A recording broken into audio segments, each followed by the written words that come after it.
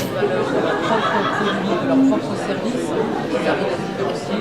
Aujourd'hui, c'est de toute façon putain, je suis allée acheter samedi et en fait, non, ils envoient tout. Sans frais, privilégié, personnalisé. On aurait peut-être pu, parce que souvent les cordonniers sont les plus mal chaussés, c'est l'exercice le plus compliqué, hein. C'est celui effectivement de s'appliquer à soi-même ce qu'on fait pour nos clients, mais non, bien évidemment non. C'est un nom qu'on a trouvé en travaillant en équipe à l'agence. L'exercice, c'est qu'on ne se rend pas compte à quel point c'est compliqué de trouver un nom. Parce que finalement, tout a été pris dans tous les domaines. Donc on savait en fait dans le fond ce qu'on voulait raconter. La philosophie en fait était craquée, les valeurs de l'agence, nous savions exactement ce que nous voulions véhiculer. Mais c'est vrai que le nom, ça a pris du temps. Parce que entre trouver le nom qui sonne bien, trouver la bonne consonance et trouver aussi le nom qui n'a pas été pris, c'est pas forcément évident. Donc ça a pris beaucoup de semaines, beaucoup de tracas, mais finalement en fait on a trouvé, on est très fiers de ce nom.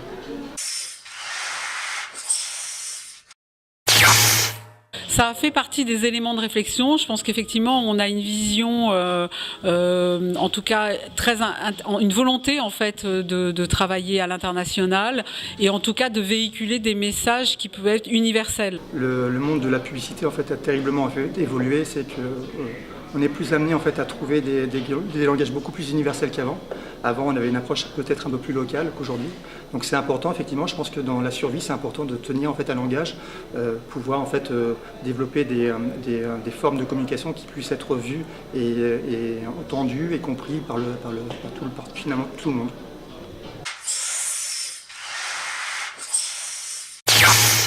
Alors, je pense qu'Avas est très légitime pour parler d'humain. Je pense que c'est un groupe qui a une spécificité très particulière.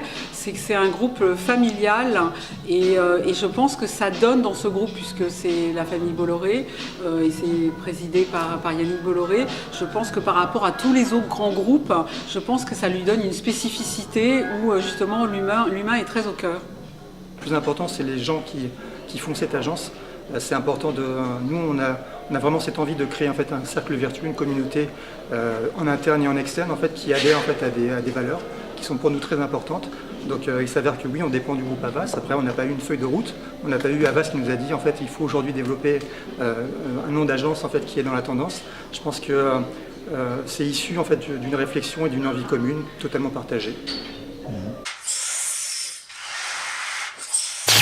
Ce qui est important aujourd'hui, c'est d'être conscient qu'une agence en fait, doit évoluer en permanence. C'est qu'aujourd'hui, en fait, aucune agence peut donner ce que va être le modèle idéal d'ici 3 ou 4 ans. C'est un métier qui évolue extrêmement vite. Donc en ça, il n'y a pas de leçon en fait, à donner à les agences. Il y a certaines agences qui perdurent depuis plus longtemps, qui se renouvellent plus ou moins régulièrement, mais ce n'est pas forcément le sujet. Le sujet, c'est d'être toujours en fait, prêt pour le marché. On dit tous les jours à nos clients qui sont ubérisés, qu'il y a des intermédiations et en fait, nous on se dit qu'aujourd'hui, si on ne réformate pas notre modèle d'agence de communication, en tout cas tel qu'elle est aujourd'hui, on pense que ce modèle-là n'a pas d'avenir et qu'on a vraiment fondamentalement la conviction qu'il faut le réinventer et ça passe par un certain nombre de manières de travailler. Depuis plus d'1 an, on a fait un partenariat avec le réseau de coworking Anti-Café, où chaque collaborateur a une carte. Les clients vont en avoir une à partir d'aujourd'hui. Et ça leur donne une totale liberté en fait, sur la manière d'aborder le travail et d'avoir leur propre rythme. Seven Innovation. Donc on développe des modules de workshop à partir de méthodologies de design thinking. On en a déjà développé beaucoup avec nos clients. Ça permet d'orienter des éléments stratégiques, ça permet d'être sur de l'innovation produit-service. Bon, ça sert à beaucoup de choses et c'est aussi une manière de renverser la manière de travailler aussi, d'être beaucoup plus en co-création.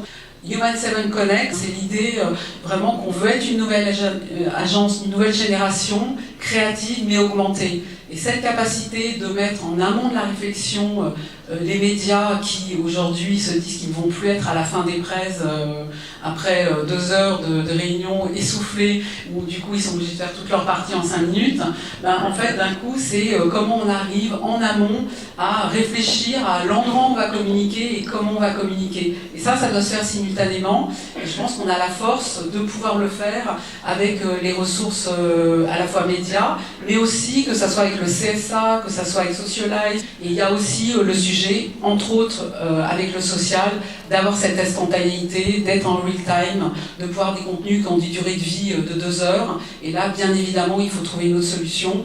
Et on a monté dans l'agence, en fait, un studio intégré qui nous permet de développer tous ces contenus. Et ça passe par une transformation totale, en fait, des créatifs, puisque la volonté, et on en est déjà presque à un aboutissement, c'est que l'ensemble des créatifs soient des makers.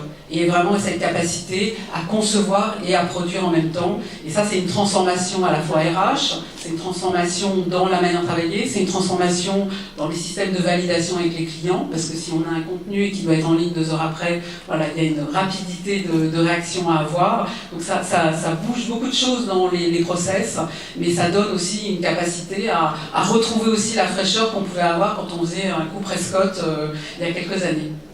Il y a 2 éléments de produits-services qui touchent à la manière d'aborder, on va dire, les pitchs ou les problématiques un peu exceptionnelles. Il y a le Human 7 Pitch Track. Alors, en fait, on s'est organisé pour répondre en 10 jours. C'est-à-dire à partir du brief jusqu'à la recommandation. Et ça nécessite une règle du jeu un peu différente chez nous et chez les clients. D'abord, c'est chez nous, c'est-à-dire que c'est une immersion totale avec une équipe réduite. Elle fait que ça, mais ils sont moins nombreux.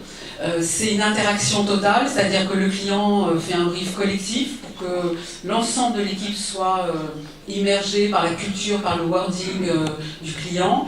On fait une validation du concept au bout de 3 jours, donc ça nécessite la disponibilité, la réactivité du client, et après on développe. Et ça, on le fait dans des conditions très immersives, toujours liées à notre organisation Petit Café, mais ça peut nous amener aussi à prendre un Airbnb et à s'installer pendant 3 jours dans un lieu pour vraiment se dire que c'est cette capacité à ne penser qu'à un sujet pendant une période donnée qui nous permet de craquer des concepts. Oui, c'est une réalité que le monde va beaucoup plus vite, c'est une réalité que les annonceurs et les clients ont besoin d'avoir en fait des solutions beaucoup plus rapidement. Et à partir de là, en fait, il y a 2 façons de prendre le sujet. Soit on travaille dans la précipitation, et en fait, effectivement, on dit amène à tout, et en fait, on arrive à produire en fait, en respectant le timing, mais finalement en ne produisant pas forcément de la qualité. L'équation qui a été très compliquée en fait, à résoudre, c'était de se dire finalement, il y a une réalité de temps qui est, voilà, on ne pourra pas se battre contre, parce qu'à un moment donné, il faut s'adapter en fait, à son temps. Et comment est-ce qu'on peut finalement en fait, trouver une solution pour continuer à créer de la qualité. Et à partir de là, l'option que nous proposons, c'est effectivement de réduire le temps de réflexion, mais de créer une immersion. Et ça, c'est une différence qui est absolument énorme, c'est que le quotidien de beaucoup d'agences, quand ils travaillent sur des pitchs, la plupart du temps, les équipes sont formées. Ces équipes travaillent sur 2-3 sujets en fait en même temps et vont se croiser quelques heures à chaque fois dans la journée, en plus de tout ce qu'ils ont à traiter derrière. Nous, la façon dont on veut travailler, c'est créer cette immersion, ce qui fait que cette équipe va se retrouver et vivre ensemble véritablement pendant plusieurs jours et ne sera pas en fait perturbée par d'autres préoccupations en fait du quotidien. Je suis très heureux du lancement de Human 7. Human 7, c'est une agence d'un nouveau type qui place évidemment la création au cœur. La création est le véhicule de l'émotion qui nous permet de faire des grandes campagnes. 7, c'est une référence à l'ensemble des habitants de la planète. Et aujourd'hui, avec les nouveaux outils liés à la data, au digital, on est capable d'avoir des stratégies de communication plus précises. Tout ça dans un environnement porté par un duo extrêmement dynamique, Elisabeth et Xavier, qui ont fait un travail remarquable pour proposer une nouvelle approche, une nouvelle temporalité d'ailleurs, dans la façon de travailler, en mettant la co-création au cœur, en allant plus vite, en étant plus agile, pour répondre à des questions.